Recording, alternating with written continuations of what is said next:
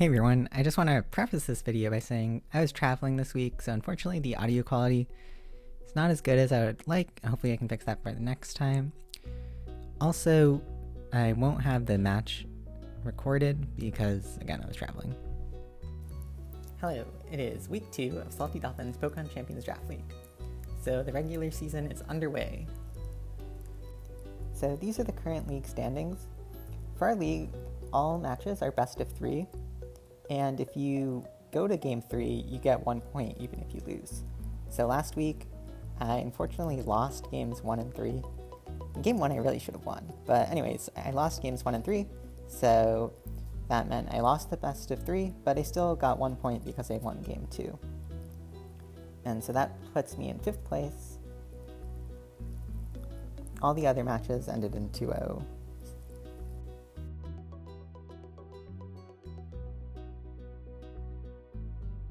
So my team is pretty good, but this is the team I'm going up against, who I would say drafted extremely well.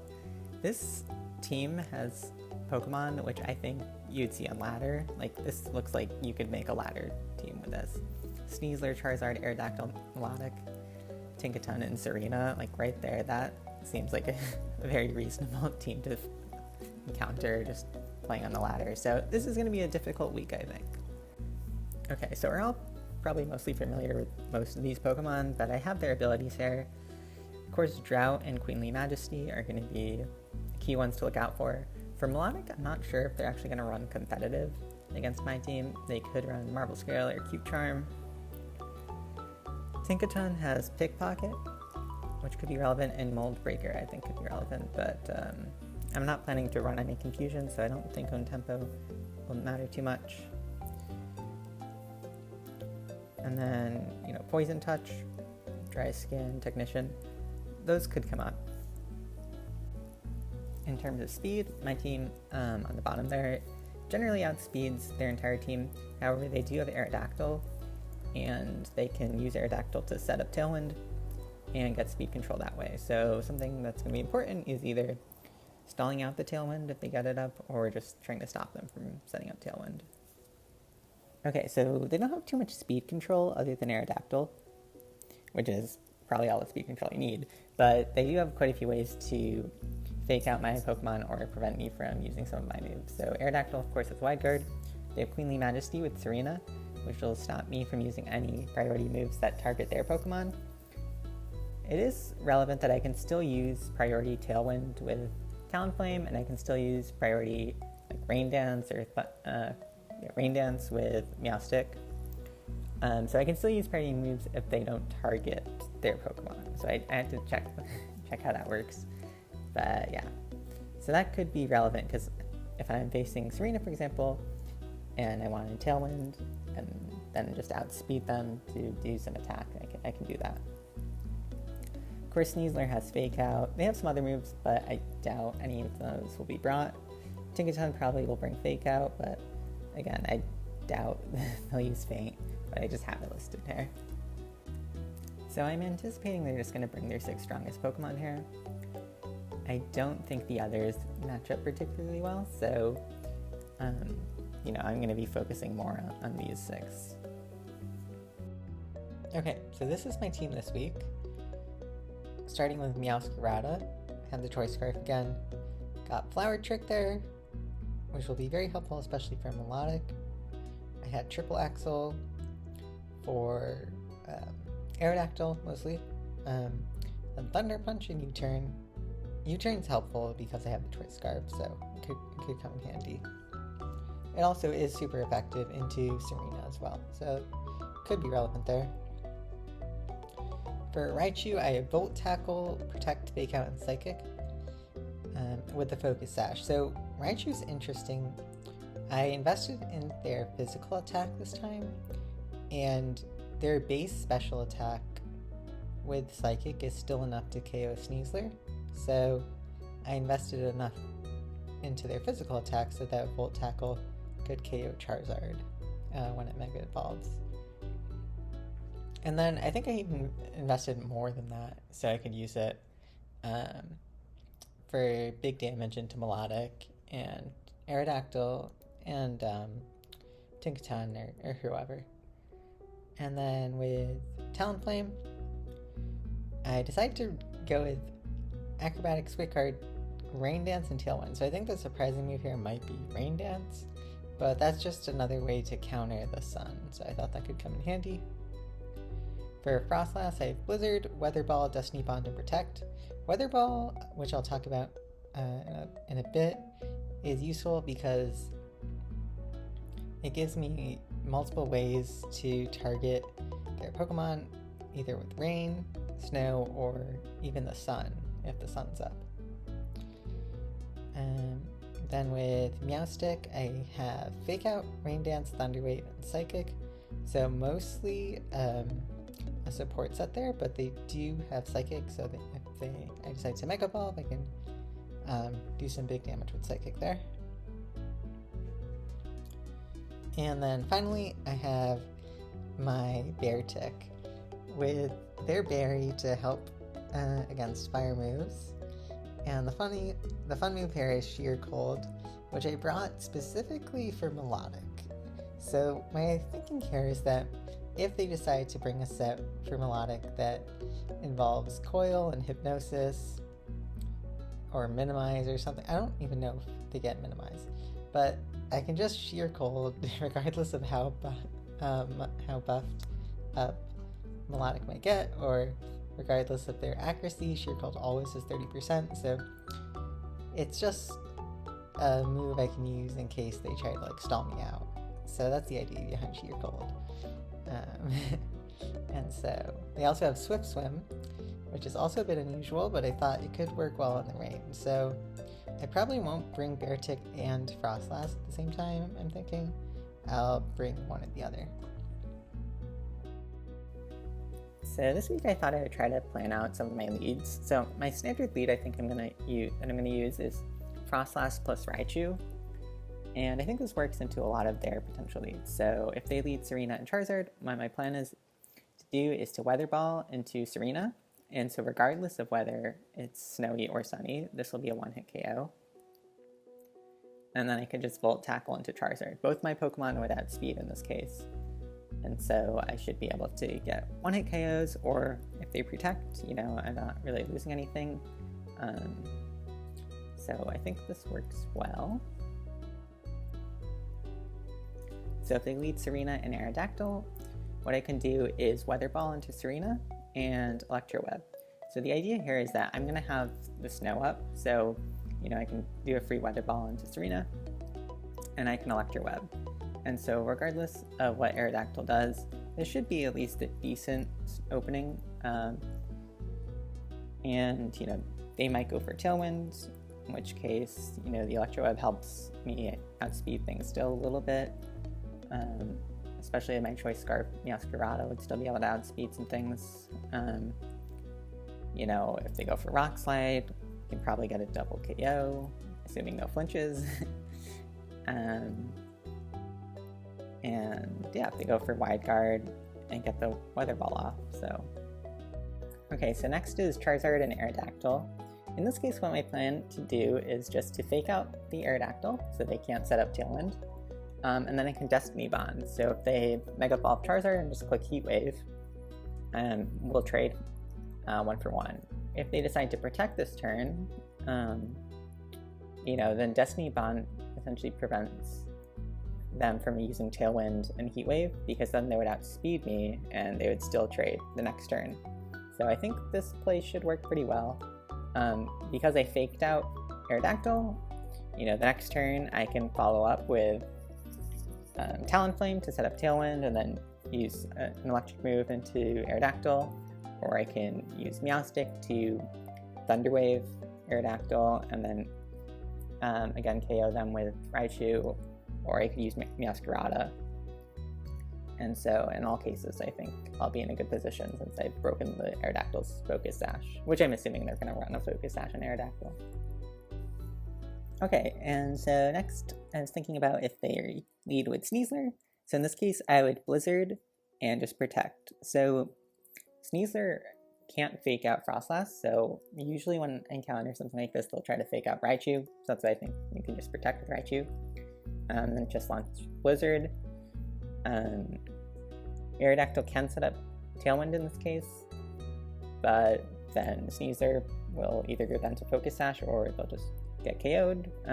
Again, I'm assuming they're going to prioritize the Aerodactyl for the Focus Sash, so Blizzard usually KOs Sneasler. If they use Wide Guard, then nothing really happens this first turn, but it means on the second turn I can just use a Psychic into Sneasler.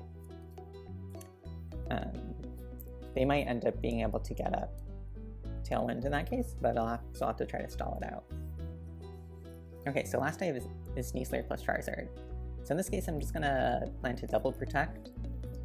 And the idea is that on the following turn, Raichu is threatening both Sneasler and Charizard with one-hit KOs. And Sneasler, as long as Dire Claw doesn't proc a Paralyze or a Sleep, can't stop Raichu. And so I think I'll be in a good position there.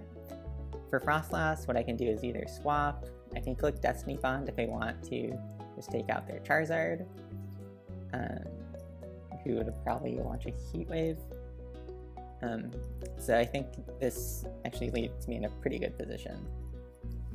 So these are all my plans for leads, and I don't know how they'll actually turn out in the match, but we'll see. And I'm expecting one of these leads, so I think having done this planning will be helpful, but I'm not sure. So yeah, with that, I guess I'll skip into the match. Oh, actually this week, since I'm traveling, that's also why the audio quality might not be as good, I unfortunately won't be able to record the matches live, so I thought I would just do like a recap, but I guess I'll skip ahead to that. Okay, let's see how it goes. Okay, so I'm back after a match. I thought I'd talk through each game. So in game 1, I decided to bring Frostlass, Raichu, Meowscarada, and Talonflame. Going into the game, I led Frostlass and Raichu like I was planning. They led actually Tinkaton and Aerodactyl. So when I saw this, I decided, you know, I'm going to actually let them get up Tailwind. In retrospect, I don't think that was the right move, but that's what I decided to go with. So I decided to use Protect with Frostlass and Volt Tackle into Aerodactyl. The idea behind Protect is that I was thinking I could block a Gigaton Hammer from Tinkaton. And so they ended up using Tailwind and Gigaton Hammer. So I did get the block, which was good, and I did do almost all damage, bringing Aerodactyl down to Focus Sash, so that was also good. And so after that, it set up this turn 2, which I actually have recorded. So I'll just let that play.